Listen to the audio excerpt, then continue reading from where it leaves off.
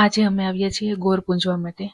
જો આ છે ને અત્યારે પુરુષોત્તમ માસ ચાલે છે. દર 3 વર્ષે એક અધિક માસ આવે છે અને પુરુષોત્તમ માસ કહેવાય. અને આ પુરુષોત્તમ માસમાં સ્ત્રીઓ ગોર પૂંજવા જાય, એટલે આ કાંઠા ગોરમાં કહેવાય. જો એને આવી રીતે બનાવવાના હોય, આવી રીતે માટીથી જ બનાવવાના હોય અને એની ચારે બાજુ બેસીને પૂજા કરવાની હોય.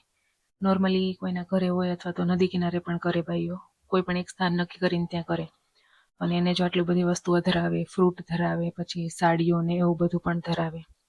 પછી આમાં હોળી થોડી રમવાની હોય, મીન્સ કે બધાને અબીલ ગુલાલ લગાવે. જો આ હેની છે, બધાને જો અબીલ ગુલાલ લગાવે છે અને બધાને લગાવાઈ જાય ને પછી જો પૂજા ચાલુ કરે. પછી આની ઘણી બધી વિધિ હોય છે. અત્યારે જો હાથમાં બધા અનાજ લઈ અને બધું બોલે, તો એ બોલે ને એ બધું જો હું તમને સંભળાવું થોડું થોડું. આ વિડીયોમાંથી ઓડિયો જ ઓફ થઈ ગયો છે, એટલે સંભળાશે નહીં. તમારે મારો જ અવાજ સાંભળવાનો છે. તો આજે અંબુડું જંબુડું કરે અને પછી જો સૂર્યનારાયણને પણ અત્યારે પૂજે. અને પછી જો આ રીતે બેસીને કરવાનું હોય એ બી પત્યું. પછી જો અમે આ રીતે શોર્ટ લીધો કે શું થાય છે. અરે જો ઓકે, આ બધું જે છે ને, જો આ હેનીએ મને પણ કલર લગાડ્યો અને એને નાકે લગાડવાની મારે ના પાડવાની હતી, પણ તો ભી એણે લગાવી દીધો. કંઈ નહીં, પછી હું બી થોડી વાર બેસી ગઈ. હવે અહીંયા પ્રોબ્લેમ એક જ છે કે તડકો લાગે છે, તો પણ અમે બેઠા હતા પૂજામાં. અને આ વસ્તુ આખો અધિક માસ રોજે થાય. એમ રોજે અહીંયા સ્ત્રીઓ આવીને આવી રીતે પૂજા કરે અને આ રીતે બધું ગાય. અને અહીંયા ખાલી ફિમેલ જ હોય, કોઈ મેલ ના હોય. અહીંયા જો આ બા છે, એમનેથી બેસાતું નથી તો પણ એ ઉપર બેસીને પૂજા કરે છે. એટલે આ ગોરમાં હોય અને આને કાંઠા ગોરમાં કહેવાય. અને એની જો આરતી પણ ઉતારે, એને ફ્રૂટ ધરે, એને સાડીઓ ધરે, ઘરેણાં બી ધરી શકાય. એ બધું પછી બ્રાહ્મણ હોય ને એને આપી દેવાનું હોય. તો જો એ રીતે પૂજા થઈ.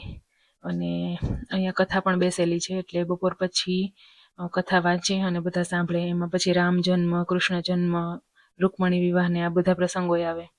અને એ બધા તમે ફોલો કરજો, સબસ્ક્રાઈબ કરજો. એ બધા બ્લોગ્સ હું બનાવીશ અને મૂકીશ.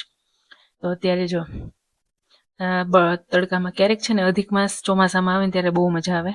અત્યારે અધિક માસ ઉનાળામાં આવ્યો છે, પણ કંઈ નહીં. પછી જો પૂજા પૂરી થાય ને એટલે બધા આ રીતે ફરે અને આ રીતે પાણી ચડાવે અને પાણી લઈને આ રીતે કાંઠા ગોરમાને કરવાનું હોય.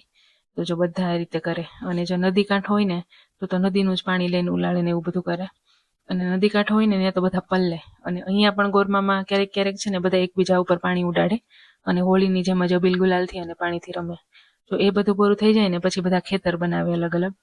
તો અહીંયા બધા ખેતર બનાવતા હતા ને ત્યાં મારી મને એક આમ ક્યુરિયોસિટી થઈ કે શેનું ઝાડ છે. પછી ખબર પડી કે આ નાગરવેલ છે. તો પછી હું નાગરવેલ ખાવા જતી રહી, કારણ કે મને નાગરવેલના પાન બહુ ભાવે. પણ આ સુકાઈ ગયા હતા, પણ તો બી મેં એક બે શોધ્યા અને ખાધું. જો મસ્ત છે. ત્યાં સુધીમાં બધાએ ખેતર બનાવી લીધા. અને જો અહીંયા બધા બપોર પછી બેસે અને અહીંયા ગોર કથા વાંચે. અને આ જો કુલર છે અને જો આ ધૂળ પણ બહુ વાગતી હતી, એટલે પછી હું તો બેસી જ ગઈ. અને મને તડકો લાગતો હતો સ્પેશિયલી એટલે જ. પછી આમાં ઘણા બધા સ્ટેપ હોય. જો ખેતર બની જાય ને પછી પણ જો શું કરીએ ને હું તમને હમણાં બતાવું. ખેતર તો બનાવવાના જ, પ્લસ એમાં પાણી પણ પાવાનું. ખેતર બની જાય ને પછી અમે લોકો જો આ રીતે આ કંઈક સૂર્ય અર્ધના છે કે એવું કંઈક છે. તો હાથમાં અનાજ લઈને આવી રીતે કરવાનું હોય ઊભા ઊભા. અને આ લોકો કંઈક બોલે પણ છે, જે મને યાદ નથી, પણ આમાં કંઈક બોલવાનું હોય. અને જો આવી રીતે ઊભા ઊભા કરવાનું અને સૂર્યને ચડાવવાનું. જો બધા આવી જાય ને એટલે. અને આવી રીતે નોર્મલી નથી ઊભા રહેતા, પણ હવે અહીંયા રેકોર્ડિંગ થતું હતું એટલે બધા આવી રીતે ઊભા હતા. અને જો બીજા ડિસ્કશન પણ ચાલે જ છે.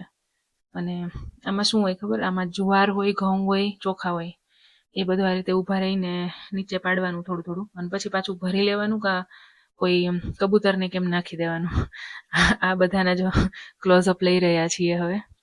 અને જો આ બધી હેની પણ આવી ગઈ છે મારી પાસે. અને પછી જો આ બધું પૂરું કર્યું તો આ ગોરમાને પૂજવાની પદ્ધતિ આ જ છે. આપણા સૌરાષ્ટ્રમાં કે આખા ગુજરાતમાં કદાચ કરવામાં જ આવે છે.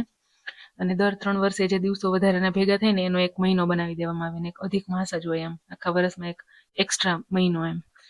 એમાં આ બધી પૂજાઓ થાય, કથાઓ બેસે, ગોર પૂજાય, કાંઠા ગોરમાં પૂજાય, સૂર્યનારાયણની પૂજા થાય. જો અત્યારે સૂર્યનારાયણને જ પાણી ચડાવે છે. પેલો આપણે જેઠાલાલ જોઈએ ને એમાં જેઠાલાલ કેમ રોજ સવાર પાણી ચડાવે, એમ અહીંયા પાણી ચડાવવાનું. અને મેં આ વિડીયો થોડો સ્પીડમાં કરી દીધો છે, કારણ કે તમને કંટાળો આવશે પછી ડોસ્યુને જોઈને. એટલે સ્પીડમાં લાગશે તમને થોડો, પણ કરવો જ પડે. અને પછી જો એ સ્ટેપ પૂરું થયું પછી અમે બધા અહીંયા છાંયે બેસી ગયા. અને છાંયે છે ને આ જે લોટી હોય ને એના ઉપર પથ્થર મારીને અવાજ કરવાનો અને કંઈક ગીત ગાય. એ ગીત પણ રેકોર્ડ કર્યું છે, પણ એ હવે હું રીલમાં જ તમે સાંભળશો, કારણ કે આમાં ઓડિયો જતો રહ્યો છે ને હું વોઇસ ઓવર કરું છું. તો મારે એવો ઓપ્શન શોધવો પડશે જ્યાં વોઇસ ઓવર બી થાય ને ઓડિયો બી ચાલુ રહે. એવું કંઈક કરી દઉં ને તો થાય. તો જો આ બધું ચાલે છે અહીંયા, અને આવા બધા ગીત ગાય છે, બધા લોકલ સોંગ્સ છે આ બધા, એમાં લોકો ગાય છે. અને હું ટ્રાય કરું છું તમને ઓડિયો સંભળાવવાની, ખમો ચેક કરી લઉં. ઓકે, તો એ મેં ટ્રાય કરી લીધી પણ નથી થતું, અને ખબર નહીં અલગ જ અવાજ આવે છે. તો કંઈ નહીં, આ સોંગ્સ તો તમને કદાચ ખબર જ હશે, અને ના ખબર હોય ને તો પણ તમને રીલમાં જોવા મળશે. એટલે ઇન્સ્ટાગ્રામ અકાઉન્ટ ફોલો કરજો, એમાં બધા સોંગ્સ તમને સાંભળવા મળશે. તો જો અત્યારે અમે બધા ગીત ગાઈએ છીએ, અને મને આવડતું નથી પણ હું તોય પણ સાથે જોડાણી છું. અને અત્યારે સૌથી વધારે કંટાળો આવતો હોય ને તો એની બેન છે, કારણ કે એમને કંઈ ખબર પડતી નથી કે આ બધું શું થઈ રહ્યું છે, અને એની જોડે રમવાવાળું કોઈ છે નહીં.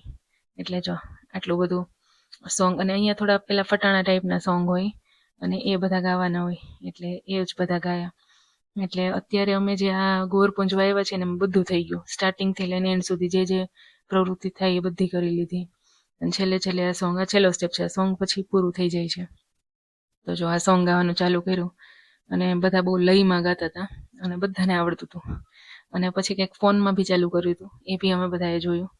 તો એ પણ જોતા જોતા જો આ બધું ચાલુ થઈ ગયું, અને એની રીતે જ રમતી હતી. અત્યારે અમે બધા જો છાંયે બેસી ગયા છીએ, અને હજી હા એ લાસ્ટ સ્ટેપ નહોતો, હા બીજો એક લાસ્ટ સ્ટેપ છે, વાર્તા વાંચવાનો. આમાં અલગ અલગ પ્રકારની વાર્તા હોય, અને આ જે વાર્તા હતી ને એ શું હતી ખબર? એક ગરીબ આદમી હોય અને બહુ બધા સંતાન હોય, અને એને ગરીબીના લીધે મરી જવું હોય, અને એક અમીર આદમી હોય ને એને બિલકુલ સંતાન ના હોય, અને નિસંતાન હોય એટલે મરી જવું હોય. તો જો આ બધા હાથમાં ચોખ્ખા લેવાના ને એનાથી રમવાનું આ વાર્તા સાંભળતા સાંભળતા. પછી ત્યાં ભગવાનના રૂપમાં કોઈ આવીને એને કહે કે તમે પુરુષોત્તમ માસમાં કથા રખાવો, અને ગરીબને એમ કહે કે તમે પુરુષોત્તમ માસની કથા વાંચો, કારણ કે ગરીબ બ્રાહ્મણ હોય. તો એને કથા રખાવી તો એને સંતાન પ્રાપ્તિ થઈ, અને બ્રાહ્મણે કથા વાંચી તો એને ઘણું ધન મળ્યું, અને કથાને લીધે એને બીજી બધી ઘણી બધી કથાઓની એવી ઓફરો મળી. તો બંનેનું સારું થઈ ગયું પુરુષોત્તમ માસના લીધે. એટલે આપણે પુરુષોત્તમ માસમાં આપણું પણ સારું થાય અને બીજાનું પણ આપણે સારું કરીએ, એટલા માટે આ બધી પૂજા હોય. અને જો આ બધા બહુ ફની સોંગ હતા એટલે હું હસતી હતી. તો વાર્તા પૂરી થઈ પછી આ એક ફની સોંગ આવ્યું, તો એ પણ પછી અમે પૂરું કર્યું. હજી પણ ખબર નહીં કોઈ બધા સ્ટેપ્સ હોય, તો હું તો એક જ વાર ગઈ હતી. એટલે જો આ પ્રકારનું બધું હોય છે. અને જો હેની કેવી જોવે છે, જો ઇટ વોઝ ફન. પછી જો આ બધું કર્યું, અને પછી અમે પાછા આવ્યા. અને આ બધી સવારની પ્રવૃત્તિ છે, સવારમાં ઓછી લેડીઝ હોય છે, બટ બપોર પછી વધારે લોકો હોય છે, જેન્ટ્સ લેડીઝ બધા હોય છે. ગોરપાપા વાર્તા વાંચતા હોય છે. તો મસ્ત સેલિબ્રેશન હોય છે અહીંયા પુરુષોત્તમ માસનું, અને બધી વખત બહુ સારું હોય છે, બહુ મજા આવે એવું. તો જો અહીંયા વાંચતા હોય છે, અને આ બધું લગાડ્યું છે, અને અહીંયા જો પ્રેક્ટિસ કરે છે. આનો એક અલગ બ્લોગ બનાવ્યો છે, એ બ્લોગ માટે સબસ્ક્રાઈબ કરજો.